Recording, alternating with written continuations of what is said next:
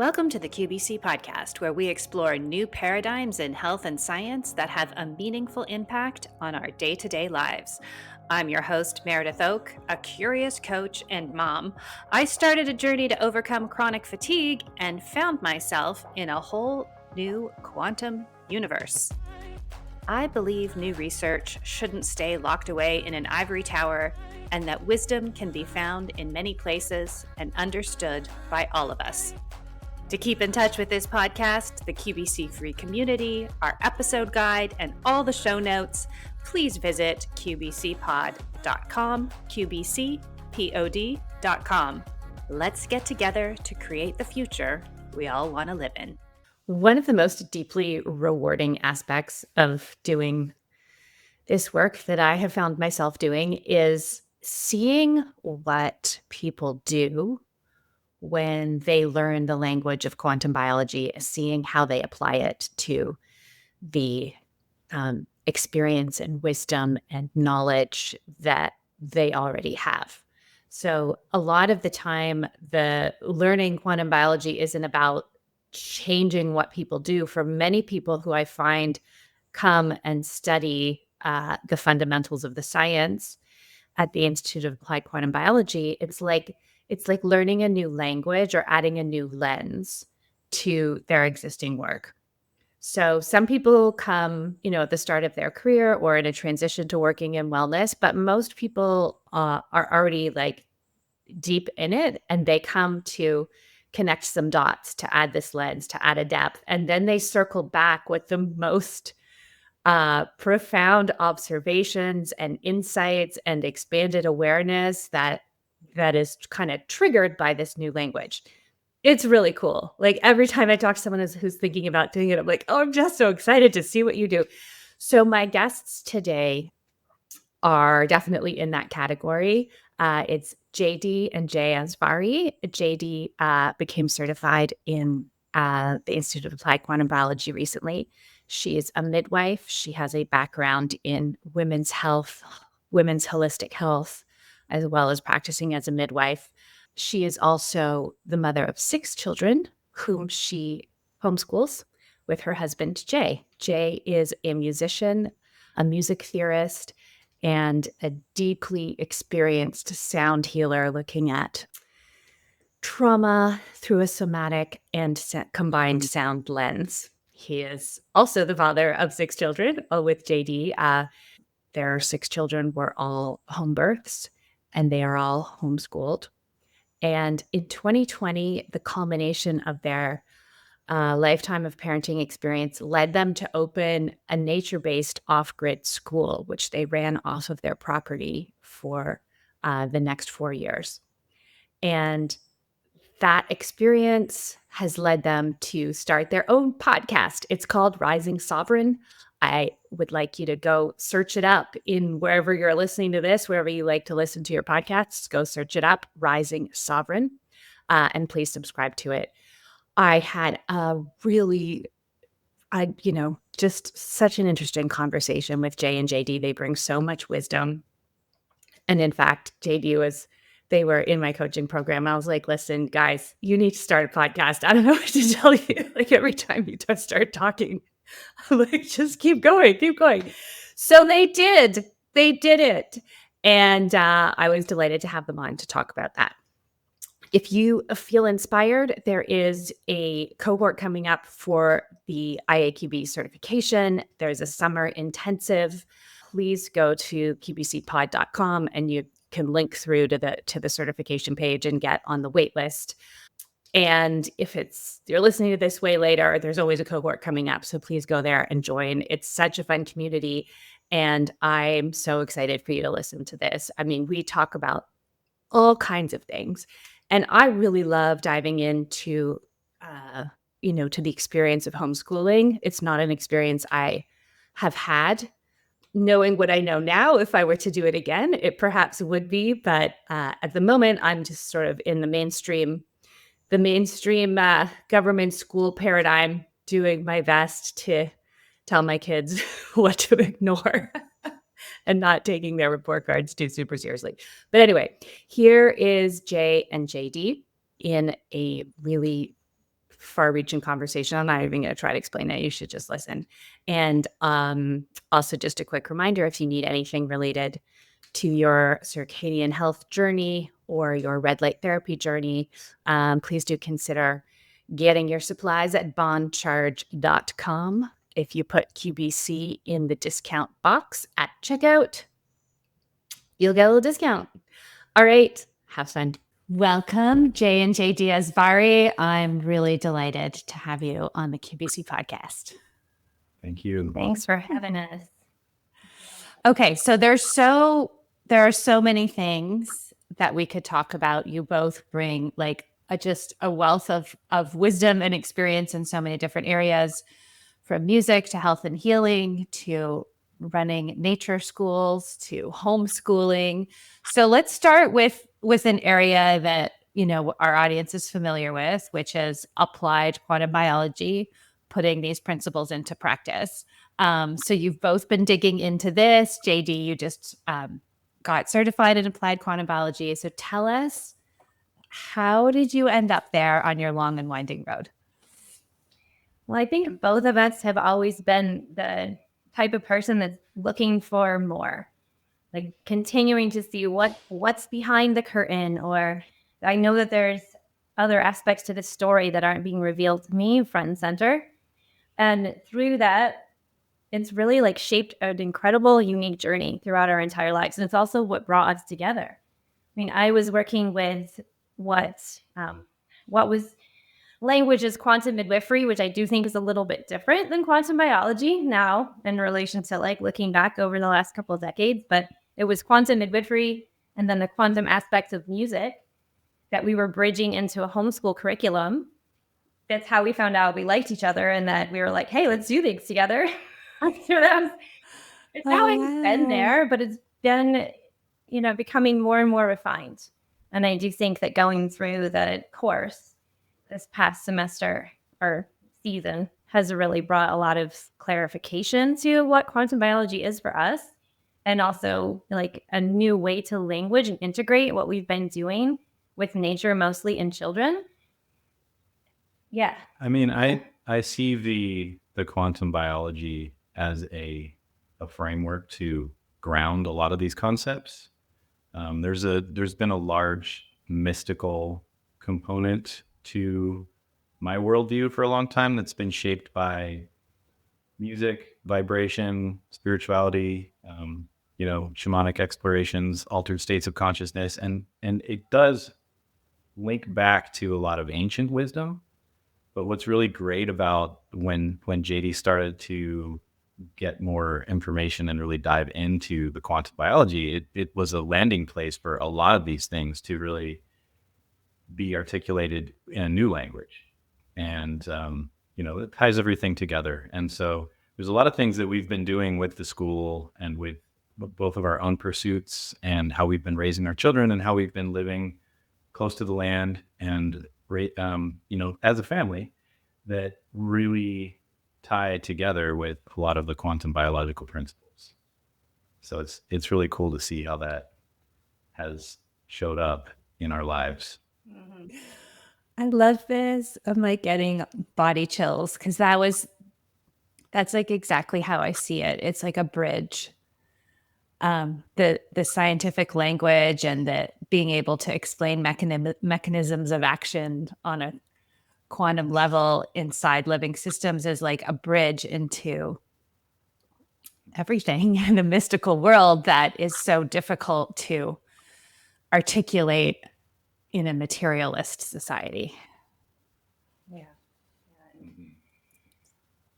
The outdoor nature-based program that we were running has closed, and we've been working in the last several months to design and develop what we're going to be launching into and offering next. And I had these moments like, oh, I would have been able to articulate some of these quantum biological principles and components during our school time. It would have been like so much more impactful for parents, truly, to like get into more of what happens at night with light versus just having your child out in the sunshine in the day. That's one example. But through looking at our next steps, it's really incredible to just know that we can continue to share this information And it's been exciting in that process, developing what's coming next. But I mean, personally, quantum biology was a key component for my own health journey. And that's how I found your program and the website and all the information and things that you do, was looking through how to continue to build my resilience and health after having 5 babies and living a pretty like go type A type lifestyle for a woman for, most of my adult life. So that also continued to, really help our lives, I guess, like help me have even just like energy again. And it was so, it's so simple, but it's so profound at the same time. Yes. And I think that's worth digging into a little, because I know so many of us, men and women, we, come to new realizations about light and other things, and we integrate all of the things, and we're doing all of the things. But that component you mentioned of the go, right? The pushing. And Sarah Kleiner's written about this recently on her blog. It's like, if our life is like feeling of stressful pushing, it will knock us out of balance, even if we're doing all of the things quote unquote correctly. So I think it's good that you brought that up. And like, had the two of you running a school where everyone was bringing their children to your property, and you were, like, that's full on. We'll go full on. It never stopped. And you throw like 3 or 4 horses into the mix, and 9 to 12 goats, depending on the day, and a whole gaggle of chickens. And, it's a little bit more exciting. Oh my God. Tell us how you ended up doing that. So just to set the stage, the two of you were homeschooling parents, and then you created like a curriculum, or created a place for parents to bring their children for a nature-based aspect to their education. Mm-hmm. And the two of you ran that. We did. With all the kids every day. So tell us about that. I would say to start is that, we're 6 kids, ranging currently right now from 6 up to 22, or almost 22. Okay. So you have 6 children. The youngest is 6. The oldest is 22. Yes. Yeah. Love it. So over the years that we've been together, we've been involved in a lot of different schooling layouts. We've done homeschooling, we've done Waldorf, we've done unschooling, wilderness schooling, a little bit of charter public school, a little bit of private school. We've tried a lot of different things. And so in 2020, everybody went virtual. Things went haywire for our family because we had all these kids doing computer stuff. We didn't have enough rooms or enough computers. We didn't, yeah. There was a bathroom, like for real, taking a test one day because we had to like close the door. And, oh my God. Just many people. Yeah. And you couldn't even, I remember like trying to order an extra desk online, and there were none. Yeah. Right. There were no desks to be had. We're shoving them into different corners. So we forgot about that. Real state of flux with exploring what each kid needed for many years. And so it was subject to change every semester or every year, or sometimes midstream. And so at the time, most of our kids were in actual programs. School programs. Yeah. Our oldest was dual enrolled at the community college. Then we had 2 middle school private school kids, and then 2 kids who had been going to the Waldorf school. And the oldest went virtual right away, like through the community college. The private school took a little bit longer, and then the Waldorf school just kind of stopped everything for a while. And they're like, "Oh, this isn't changing." So there was like about a month where they were doing Waldorf school online, which is one of the things I've ever seen. It's completely antithetical to the whole thing. Yeah.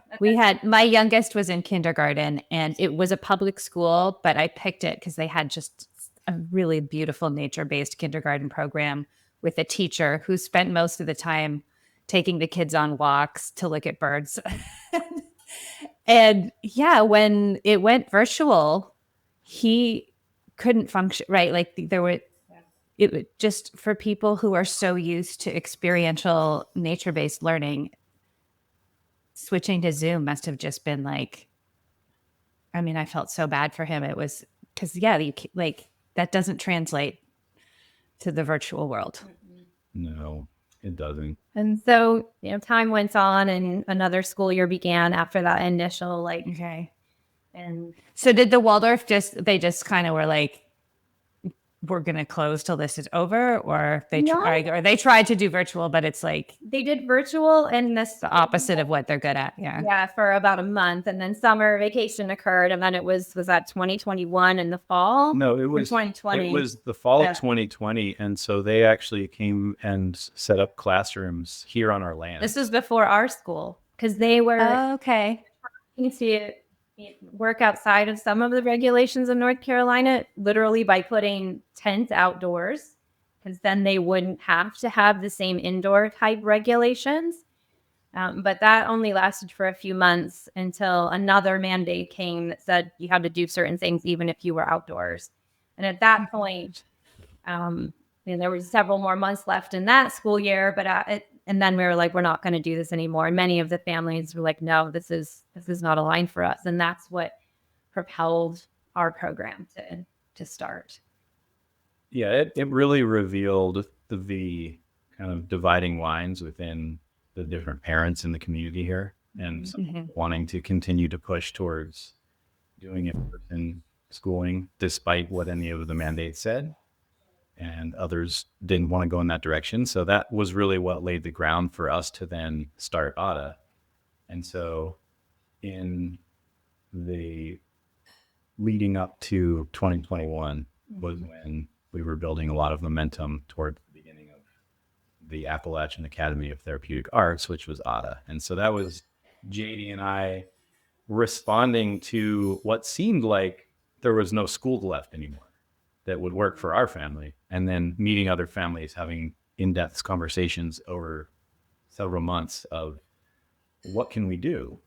And so it began this really wild cascade of people coming together, and also a real like crash course in education for us around this idea of sovereignty and operating privately versus being beholden to some of the public systems and overseeing bodies. So it really, sped things up for us to try and figure stuff out as quickly as possible. But ultimately, it was really just responding to the external circumstance, us having the space and the willingness to say, yes, let's do this.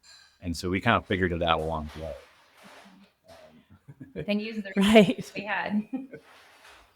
I love this. And I think this is to me a story of innovation in action, right? Like there's like a major disruptive event or force, and it's like, how are we going to respond? Are we going to crumble and fold?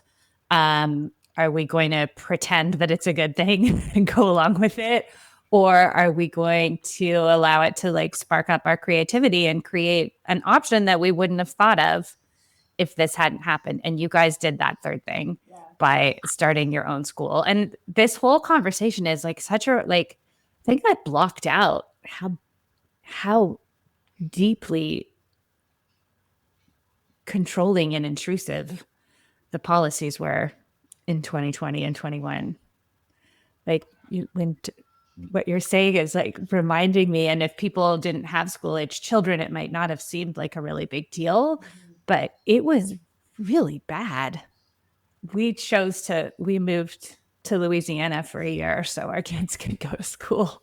We had been relocated to the Midwest when this all went down. So yeah, it was definitely a defining moment of,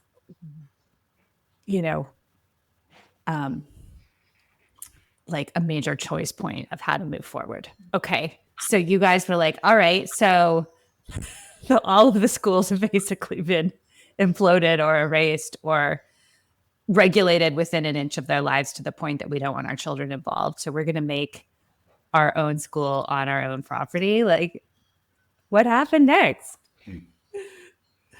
Well, we had to make big decisions around logistics. I mean, that took a lot. Like, how long does our day go? How many kids do we have? What curriculum do we use? So it was fun in that sense where we kind of got to create exactly what we'd always wanted, maybe for our children.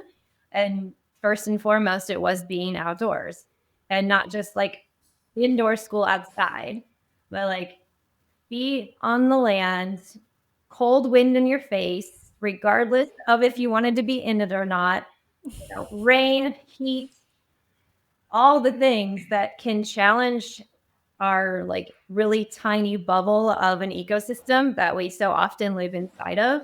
And it does, it challenges you. It still challenges me to want to be like, no, you have to go out today. I'm like, oh my God, it's cold. But really helping to, again, take it back to this element of resiliency, what really helps us be healthy, the simplest things, yet maybe the harder things because of how we've developed into this like very interesting society at this point. But yeah, so we had a lot of land and we just said, okay, we're going to start with everybody being outdoors. We on building some timber frame pavilion type structures for a bit of shelter, milling a lot of wood from our land. Those are still even today with where we're at being built to some degree. We didn't have a lot of money to make this thing happen. It was very much boots on the ground. So then we chose curriculum based within the Waldorf construct. And also a lot of our children have done nature programs that were based on like the 8 Shields model. So we brought in some primitive skills and things like that. And then foundational academics, which, that ties into how Waldorf approaches academics, but really like basics of math and reading and how to apply those things on a daily basis and in the way that you live in the world. And then we had this aspect that we called therapeutic arts, which was bringing in different types of modalities to help develop the character of the person. And also, and it's like the opposite of developing character. It's like allowing that human who's here to always be the human they're supposed to be and foster that rather than shaping them into what an outside idea of them should be.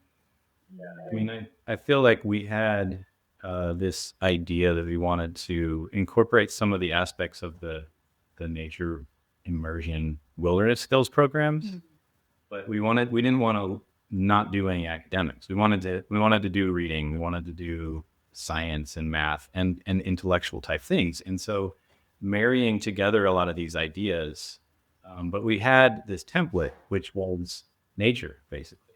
Like Jaydee was saying, it's getting out into the elements. We wanted to create a situation where we had the ability to have shelter so we could do things. But oftentimes when I was facilitating, I ended up facilitating a lot of classes, a lot of the groups of kids, it became a highly improvisational endeavor. I really like to try and get the kids into their bodies and feel where that interface is between us and the world around us. And so we would do embodiment exercises. I used a lot of qigong in my teaching, and we would do improvisational nature-based interaction type things. Like we just kind of on a whim, we started doing cloud busting, and it kind of was born out of this idea where we would be doing exercises, rub our hands together, feel the energy between your hands, create a ball, toss it back and forth between the different members of the class. And then one day I was just like, well, let's bring it all together into one big thing. And we're going to throw it up in the air and we're going to aim at that cloud. And it was just kind of a off the cuff thing. And then we did, and we observed what happened to the cloud. And over the next 10 minutes, it dissipated and dissolved. And it was like, oh, wait a minute. All the kids. Wow. That is so cool. But then later that day, you'd be teaching music theory to them. So it's like we had a really lovely ability to shape what we were offering and also to, interact with families and parents in the community to do our best to see what they wanted to for their children. Yeah, I got to teach holographic blood to them for a little while, so Oh my gosh. Okay. Teach us holographic blood, JD. Tell us. yeah, we have a lovely relationship with the Biggleton brothers and holographic blood, so that was fun. Tell us what that is. So the live blood microscopy and dark field microscopy, right, has kind of hit the scene again. It was pretty well known in the earlier health food type health nature, like 80s naturopath world. And as COVID hit and people were trying to make sense of it and what was going on, us included, looking for new ways to determine how our bodies are managing things that are being put into them or around them. And so here we were with live blood analysis. And as I was researching that, I found two brothers who worked with from their father's method, Biggleton method. And it's a very different way of looking at live blood where you use microscopes that have very specific lenses in them, and they actually use not LED lights. So would it be now I'm in incandescent or halogen light because of how it views the blood. And you can't even get these microscopes right now. It's a whole big thing. But the way that moves through the microscope and how you view the blood, you're actually looking at it as a holographic version of yourself from this perspective of we live in a holographic universe, right? So it's really cool. Well, I'm still learning, but so they would be viewing and interpreting things in the blood that would be sort of like opening up a dialogue where an image would come to them and they would be interpreting this image as, let's say, like a broken femur. And that would lead them to then dialogue with the person's blood that they were talking to. And it turns out that, oh, right, I did have this accident that happened when I was a child, and it's something that's been in their field and showed up in a way that Adam and Josh are able to interpret. And they've used this method to uncover and excavate some things that are going on with people's stories and people's health and stuff going on in different systems and being communicated to them and interpreted through the blood of the individual. And so they're doing some really wild and amazing work. And it's a much different spin on things than that is a lot of people. Yeah, it's really amazing. And one of the things that really drew it to me was the aspect of light and its interaction with our blood, like the matrix of our human essence. And also that they don't necessarily look at, how do I describe it? I guess my experience of a lot of the new live blood analysis is coming from a really doom and gloom kind of end game. It's like, look at all the terrible things that have happened to our blood. And have a litany of what those things are. And now the world's really, really bad because they did these things to us. And how do we get out of it? Whereas the Biggletons, they're like, no, it's not really bad. Like we've always had these aspects of who we are, why we're on the planet, things that we bump up against that cause like a glitch in our system, which is essentially what life is, right? We have some type of hero's journey that we go through and come back out of again. And they have a way of encapsulating that through looking at the blood and working with you in a like this supportive, nurturing perspective and teaching it from that way. Yeah. That is so cool. I'm thinking now of like all the different people I've talked to, like Eileen McCusick in the biofield, and just how, like from the holographic perspective, you can deduce so much about a person's history and life trajectory, perhaps, spiritual and emotional elements, trauma, whatever, by looking at like everything is encoded. I think I was thinking this through as I talk. So like Eileen would see it all in the biofield and the Biggletons are seeing it in the blood. Yeah. They're literally like talking to the blood. Yeah. And having it respond, but then, you'd have an experience of getting an analysis with them.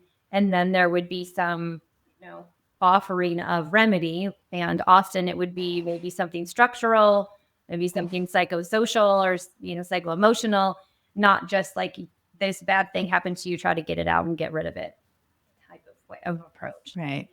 They also would work more from, and I don't, want to like completely describe what they're doing and maybe not do it quite accurately, but it's Sure. not from the version of life where we're contagious with one another and everything again is like bad and out to get us. It's like, well, the parasites are there to help clean up the thing that was there before the parasites, and the mold is there to help clean up the heavy metals. And it's not necessarily that all these things are just there, needing to be removed or killed, but how do we bring ourselves back into balance? And truly, everything is just designed to keep us in balance. Like homeostasis rules, right? That's what we're aiming towards. And how we can create a relationship with that and work together with our bodies or whatever might also be in our bodies. I love that everything is there for a reason, and maybe it's gotten out of balance and it's causing symptoms that we don't want. But I love this idea, and like that it's not, doom and gloom. I'm very much in that camp. I just don't see the point of coming to that conclusion really about anything. As we were just saying, like we had the government intruding into our lives and shutting down schools and telling everyone how they had to do it. And it's like, instead of reacting to that, you both responded and created this amazing alternative. But we could do that with every single thing that ever happens to us or for us, as I prefer to think of it, what happens for us. And so amazing that is coming through. So you taught the kids the holographic blood? I did for the children. 6 weeks. We went through the book, and the Bigglesons have courses. You can learn this, and I was given the ability to teach them from one of their courses. Yeah, amazing. So doing things, okay, like from music theory to cloud besting to holographic blood. I mean, you both chose to believe that children could easily engage with these topics. What happened? Yeah. What happened with the children when you did this with them? Amazing things. Yeah. There's children who, a lot of kids either came to us from, with COVID, right? They had most all been in some other environment. And through the process of finding their way to us, there had often been some kind of traumatizing event that they had to work out once they got here. And there were a number of children that I can think of where they would be here for a week or so, and then they would just break down, and or their parents would be hugging and crying in the parking lot, like, oh my gosh, like I can touch you or I can see you, or my child was, so far from who I thought they were truly or who they used to be, and now I'm seeing them again. And the kids, like, you got into this one book with them that might have been a little beyond their league for a while. But I can give a little bit of context. So there's a guy named Dylan Sicosio, and he wrote a series of books that are called Spirit World, WHIRLED. So, and it has a lot to do with etymology and language and breaking apart the language that we use, how this idea of, words are spelled because we're speaking with a particular frequency and vibration and breath and consciousness when we utter something, and we're casting spells. We're influencing our reality. And so I would use a lot of the material from his book. I had to pick and choose because some of it was a little bit not age appropriate. But what happened was really interesting because it would open up these kids that I was working with at the time were between 9 and 11. And it would open them up to start to question the assumptions about not only our thoughts, but like reality, social constructs, all of these things. So these were things that a lot of the families had been grappling with, and then, maybe trying to assess how much they could talk to their kids about it, or there's the natural resistance of the kids to hear what the parents are saying.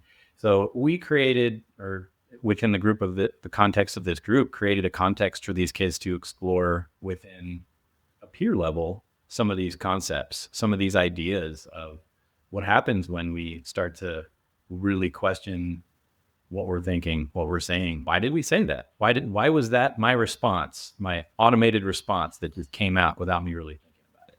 And what responsibility do I have? What power do I have to change that? So there was all of these ideas and concepts that we were playing with, and it became a really interesting exploration. And yeah, there were some really, really profound and powerful experiences with these kids and with the families. Can you share one of them that comes to mind? I mean, we started to, this is a little, I'll just share this. We started to get into some of these ideas of questioning where our thoughts are coming from, where our ideas are coming from, and why we're saying things that we're saying. And a little bit of crunchiness would come out between certain members of the class. And so I would just kind of use that as an opportunity to explore a little bit. And so I started talking about this idea of essentially, social mind manipulation, so large scale social manipulation and thoughts, ideas, attitudes, and how we're able to use our words and thoughts to influence one another, influence ourselves both positively and negatively. And so as we were having this conversation, it was getting a little bit edgy for some kids. And then we start hearing helicopters. We start hearing military helicopters.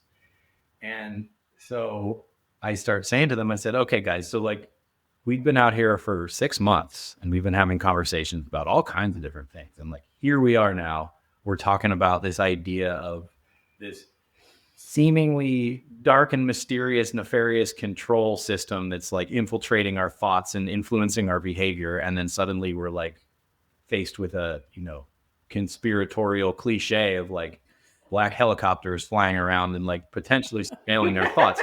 And,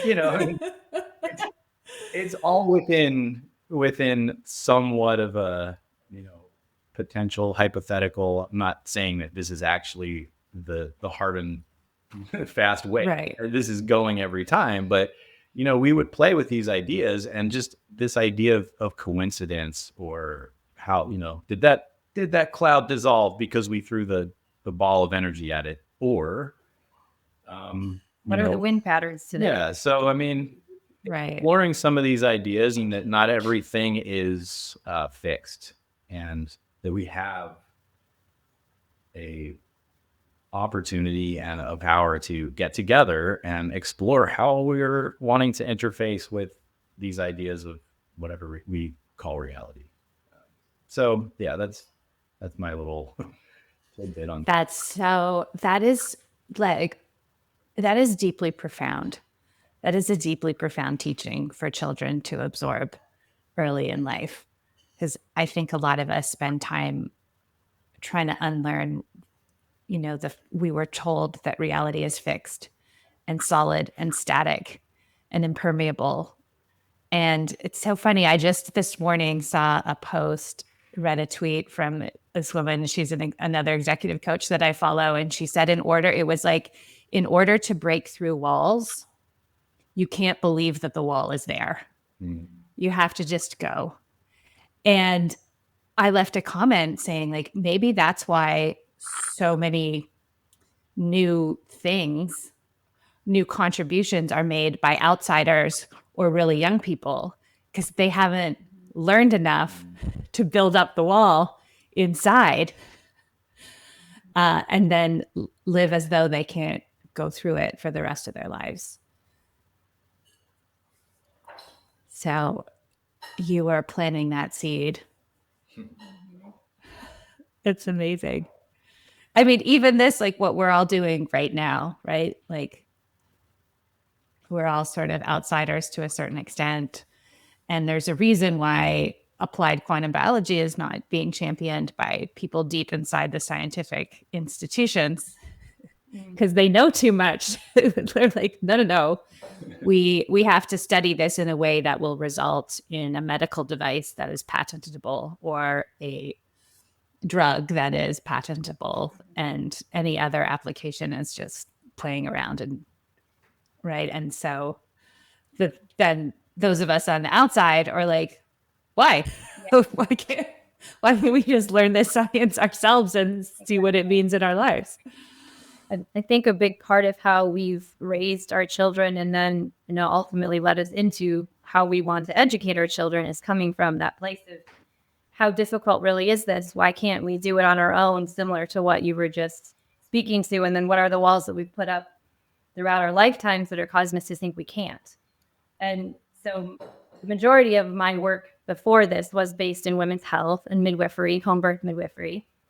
And when I started to learn that, there was many different ways and things that I was diving into to try to find what was right for me, which led ultimately to unassisted birth. And then I was like, well, how do I integrate that back into midwifery? How do these two things seem kind of opposite, kind of the same? And it really culminated in this idea of quantum midwifery and a person that taught that. And then I worked with her school for a number of years. But there were moments where it was like, well, why can't I resuscitate my baby? As I'm learning this from this perspective of a midwife, right? I'm like, this is so simple. But it's these acts of, in that moment, like health care that are kept away from, away from the layperson to think that they can't do it and to then outsource our power or all. You can talk about all that stuff. And most people who probably listen to this already are. But we really have these abilities to find our way, right? And to bring that back to how we want to raise our children, how we want to birth our children, how we want to heal ourselves. And ultimately working towards a world where we can have everything available, where we can choose, well, if I need to go and have surgery because I broke my arm snowboarding, which, one of our children did, we will do that without question because that is here on the planet right now and can work. And do I need to get surgery for my knee that is just had a torn ligament where I could use PRP and red light therapy and work on my exclusion zone water and all these things to heal myself, then yes, let's do that. But if we don't have the development of how we analyze things, right, or move through the world, how do we even know to ask those questions? How do we know to even ask, well, could I resuscitate my baby? Or, who's really in charge of this birth? And there was a moment after I think my second was born. It's like, well, who was in charge of my birth? Was it the midwife? It was a home birth with a midwife, completely straightforward, but it felt very confusing afterwards. And at that point, as a midwifery student, but also a mother, I realized as a midwife, I could never know more about a woman's birth than she does. And then if the next person that's going to know more, it's going to be, whoever, if it's her partner, her husband, the person that's next removed from her. So then you get into this idea, well, what is my role, right, as a healthcare provider or a midwife or a teacher? And it gets really tricky. But there's that aspect of the one who's holding the space, the one who's keeping the container for everybody with the knowledge that then can, focus that knowledge in or allow the experience of the person going through the process to find their way. And so all of that really was brought into this version of our school. And as we kind of pointed out, a lot of it was experimental. And I often would feel or say to people that if I had a model to follow, I would. I don't just need to experiment always or to do this on my own, but I can't find it. So I guess we got to do it. We got to bring this to the world, right? It's a little bit of a point of a pivot point for us. And that initially when we started ADA, there was a lot of reactivity. Yeah. It was a lot of it was a reaction to the circumstance. And not wanting this, whatever that is out there. But what we noticed over time was that as we got further along in the process and began to do this day in and day out, it became important for us to intentionally shift our focus to what do we want to create? Mm-hmm. And really what that became was what we always had wanted to see. Because like we mentioned earlier, we've been through so many different versions of school and education. We both grew up in public school, but with our kids, we went through dozens of iterations of different things. And so what it became a shift point from okay, we're reacting to everything's falling apart. There had always been this settling kind of sense where oh, we're going to do this with this kid because this is the closest thing that we can find that would suit their needs. But what became revealed as we shifted from the reactivity to the place of more internal, following an internal compass, was that like we're creating what we've always wanted to see, and it's possible to do that. And yeah, I mean, and I wanted to add one thing to what you said earlier, was like our daughter was maybe, I don't know, 11, 12, and she had gone to the doctor. She had some stitches, like a few stitches in her arm. And, the protocol was, okay, well, when, this touch time passes, you come back and we'll remove the stitches. And Jaydee was like, oh, no, you can take those out yourself. And she was like, I can? She's like, yeah, you can. Or I can do it, but I'm like, we can do that here. We'll just keep an eye, make sure everything's clean. And back to the doctor if you really think that that's what would, help you feel safe in the situation. And then she came out with having removed them herself. Right. But sometimes there's these just really minor, changes in perspective where, we've been programmed and thought that the appropriate protocol is to go back to the doctor and have them do the things for you. And so just like with education or parenting or, some medical things, I mean, obviously within reason, but you can make some of these decisions and take the power into your own hands and make the choice for yourself. It's your you're driving, and it can be really challenging to remember that in so many different scenarios. So trying to move the needle a little bit for the people that we're involved in and influence, and ourselves, our children, and then by extension the other families and children that we work with. So good. I love it. And it's it's so interesting because like I spend a lot of time in the coaching world, right? And everyone talks about having high agency and being proactive. And like I was saying, that woman posting about like, you can't even see the walls. There can be no walls for you if you want to go through them. And yet so much of our society is designed to take that away and to make us think that we don't have choice. We have to do it this one way, particularly public health. But anyway, that's a whole we do a whole podcast on that. It's and it really matters. I mean, I think what you're saying really matters. Even just a small example, like, oh, I can keep my eye on this. Like I get appropriate medical care, and then I can keep my eye on it, make sure it doesn't get infected, and take, and deal with it the way, in a way that's going to work out fine. And I can make that choice. And it's a small thing, but every time we're given the opportunity to do that, I think it builds a different type of reality than every time we feel like we've had to comply with something external that was decided for us. And I mean, that is one thing that I absolutely love with quantum biology and really getting into circadian principles, because I can wake up when the sun rises. Yeah, I might not want to, but I can. And it's really not that hard. Get out of bed, right? And I can go eat my lunch outside, and I can turn the lights off when the sun goes down, and I can model that to my children, and they can start watching me do that.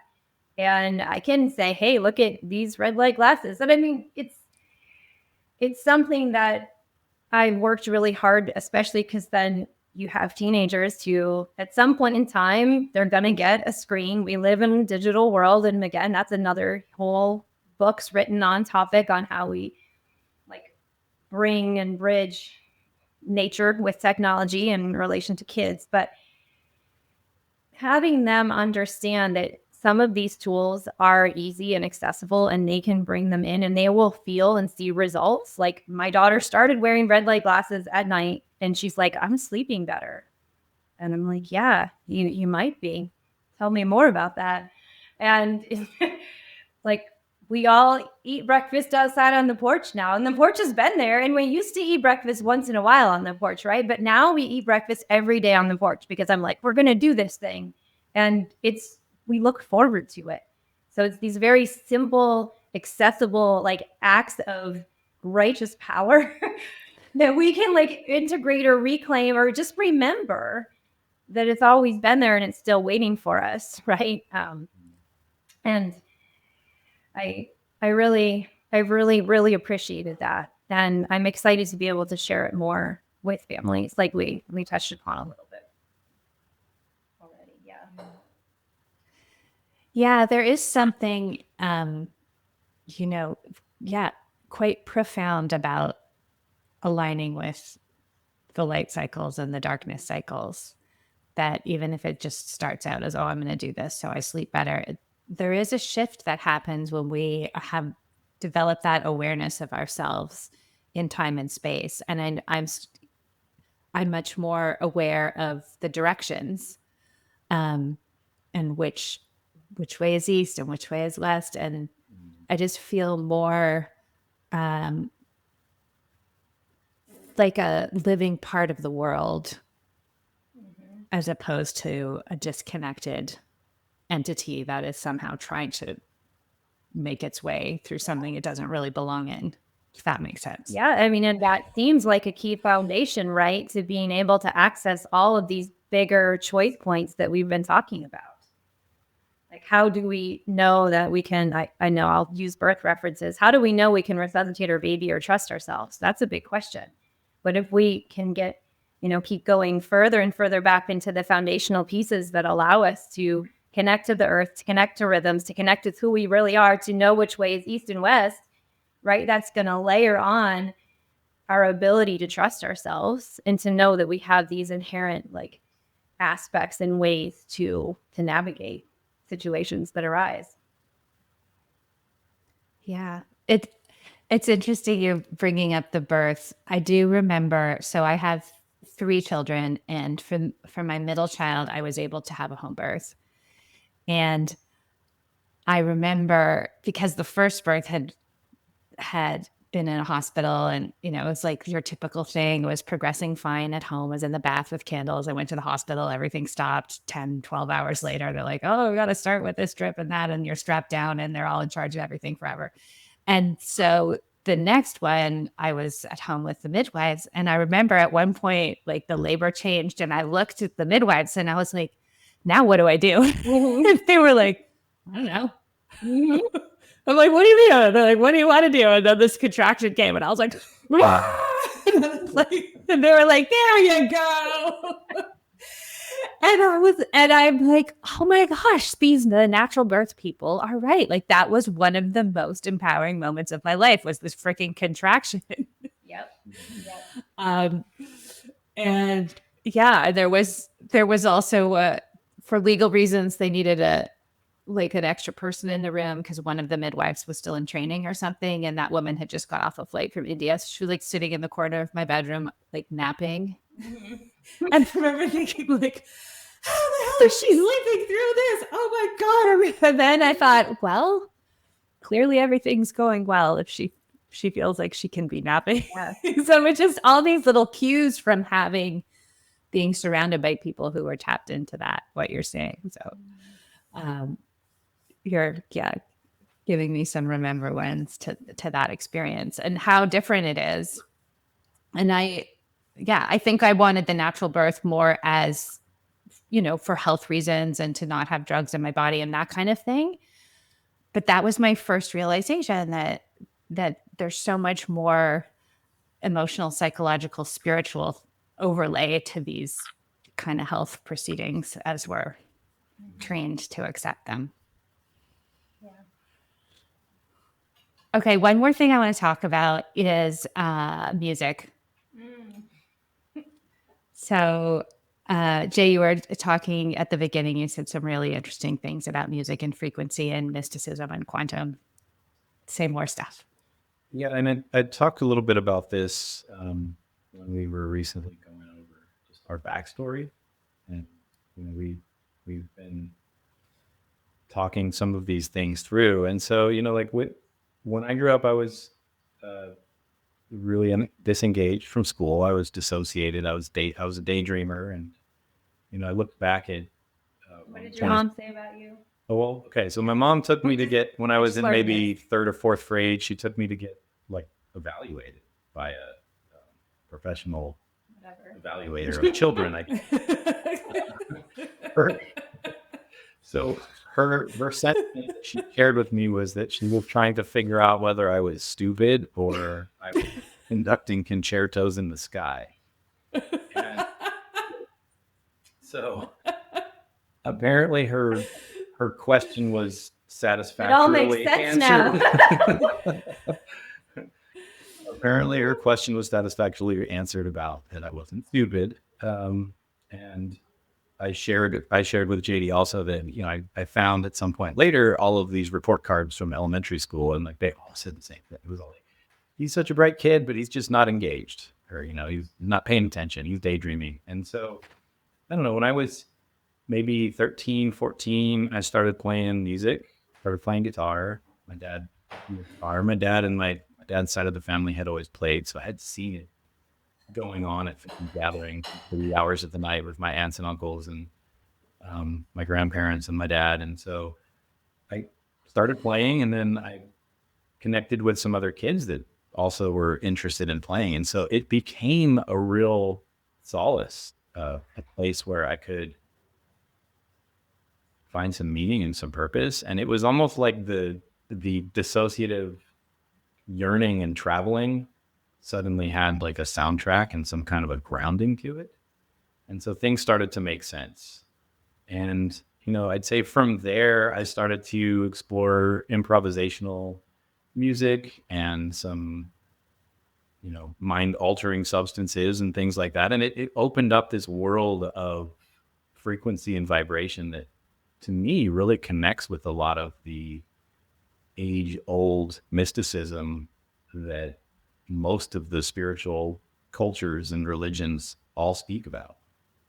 And there was a book that I was introduced to at some point in my late teens, the Tao of Physics.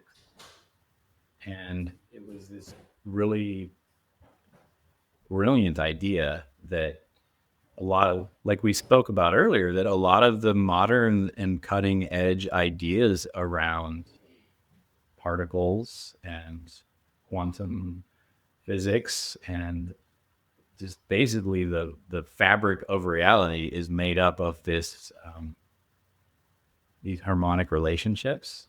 And so that is reflected in a lot of the way that our biology is laid out. Like if you look at the ratio of the individual digits in your fingers and then your hand and then your arm and then your body, there's relationships in the distances of those and how they relate to one another that are also reflected in the harmonic principles of overtones and harmonies and what we experience as dissonances and consonances. And so it's something that is embedded in us and then extrapolated outward and inward on a scale that is, beyond, it's infinite. So there's the whole idea of like the music of the spheres that goes back to like sort of like a Renaissance idea of the different planets and how they relate within the context of our system and how those relate to the harmonies and then the particles and the atoms and things in our body and the electron spin resonance that happens is creating a interwoven collection of overtones and harmonies and dissonances. And I would use some of these ideas when I would teach music because, we have these things built into our language, like you get a vibe off of somebody or, these principles are also at play, within our own psyche, but also within our relationships with others and the world around us. And so we would explore some of this both theoretically, philosophically, mystically, but then also we would incorporate some of these basic principles into studying. I mean, I use the baritone ukulele as a, kind of a place to explore some of this. And so we would talk about music theory and how that overlaps with some of these other concepts and give the kids an opportunity to explore some of these things. And I always would make it sure that I would reiterate that, all of the rules, all of the theory that we have is really just humanity's attempt to make sense of something that is really far more mysterious and unexplainable than we can ever imagine. So it's sort of like a simplification and a distilling down, and really, like, you hold the keys to the understanding of this because it is what you are. The vibratory and the frequency expression of you is really the deciding factor in all of this. And how do you want to relate to it? What do you want your song to sound like? And so, yeah, that's. I hope that answers the question. So, Yeah, it's beautiful. And I feel like we're circling back to the holographic idea, like whether you're looking at the body or you're looking at music, it's like it's like all one thing almost.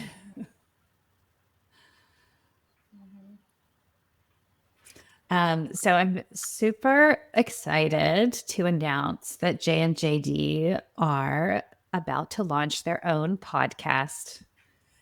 And you all need to go and subscribe to it right now. It's called Rising Sovereign. So tell us about the concept of Rising Sovereign, what that means to you, and, sort of where you're going with it. Well, when we entered into this, like the beginning of last school year, so the fall of last year, which we did a couple semesters of before, like ultimately Hurricane Helene was like a big hole that caused our school to stop for a little while.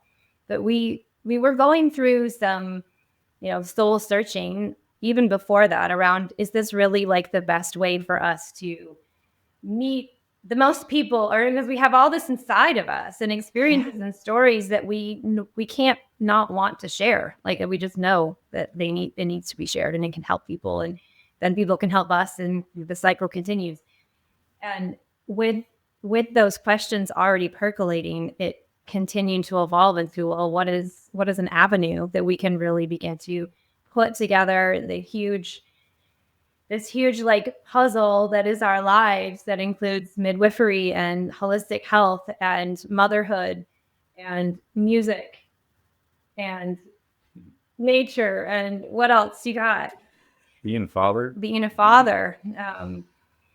quantum biology, all of the new things that came into our world through quantum biology after we thought we'd learned it all, right? So like there's always more, and creating a platform where that can be offered and feedback can be given to just continue to truly offer the best environment to raise the continuation of humanity. Right. and I would always say that, we within the time period where we were running ADA, we were attending a lot of events and conferences, and really trying to support and promote people doing something like ADA. Yeah. That wouldn't be exactly the same because it would be them, it would be where they are. But I would oftentimes reflect on that, no matter how much we did with ADA, it was, maximum we could reach like maybe 50 to 70 kids. And that would be us working ourselves to the bone. And so how can we then take that same inspiration and that energy and these concepts and then sort of like cultivate that in remote locations and share this and sort of like scatter seeds for this type of thing to happen all over the place, because it really needs to be explored all over the place for people to be able to create something that's going to be outside of the. It's a place, the idea will become a place where people can gain inspiration and empowerment to do whatever it might be that they are being called to do. It's like, you can start a school like ADA, and you're like, what, really? I'm like, you can have your baby at home, most likely. Like, let's talk about this. Like, what, really? Yes. And I mean, that's kind of the undercurrent of everything we've been talking about, is there is way more to the story around what you have access to and the ability to accomplish within yourself.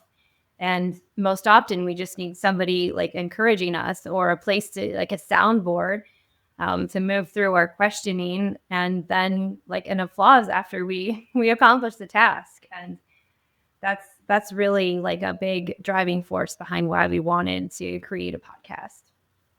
You know, it's so needed, and it's so important. As you're talking, what's coming to me is this idea of mentorship, and that so many of us have this idea, like we were talking about earlier, the contrast. Okay, well, that's what I don't want. Yeah. But I don't also want to live in reaction just against what I do want. I want to, now that I know what I don't want, what can I create? Mm-hmm. And it's very challenging to take that path without some kind of mentor who gets what you're trying to do and who's been through some version of it themselves and has gained that wisdom and is not going to think you're weird or crazy and is going to support you and bring you through it. And I think in addition to some of the other challenges we've already talked about, that is a huge missing piece for creating this, alternate dimension that we'd prefer to live in. So I'm really, really happy that you're both doing that. And I think it's also worth mentioning, it's like having a mentor and coming to a place like the Rising Sovereign podcast and learning from you. It's like, you might have, like my children are at the moment all in public school, but I could still learn so much just for my parenting, for the hours that they're at home, for the way that I interact with the school. Like, you don't have to be on a certain specific path to gain the wisdom that the two of you have accrued through your wonderful adventures through this dimension. To you, and being empowered in that, it doesn't have to look any particular way. And that's something that is, a big message in what we want to bring and what we want to model is, no, maybe you want to have a hospital birth, and that's the most, again, sorry, birth references, but the most empowered way to have your baby. And I went through like several hours one day with this woman who was just so conflicted because she's like, everybody wants me to have a home birth and I don't want to have a home birth. I'm like, well, tell me about that. And she went on to explain how she was raised in hospitals and her parents were doctors and all these things. She's like, wait, I really want to have a hospital birth, but I can't say it in my yoga class. And I'm like, well, then there you go, right? So it's not just coming at it with like particular, like even dogmatic answers to all the questions. Like really, it's about questioning. And that might look like you make some choice this year and a different one next year, i.e. our children in many different schooling environments, and knowing that within, this idea of community or what we want to continue to promote, it's like, that's also okay. It's okay to make a different choice than maybe someone else. And we want to get at like, well, what's really like under that? What are you looking to achieve, and why are you making your choices, and how are they aligned with you or not? And it reminds me of the thing that you always say, where you said, no one can know more about a woman's birth than her, right? And so like applying that to some of these other things, like someone's family, for instance, like me coming from the outside, like I can't really begin to grasp the totality of what the inner workings of this person's family is.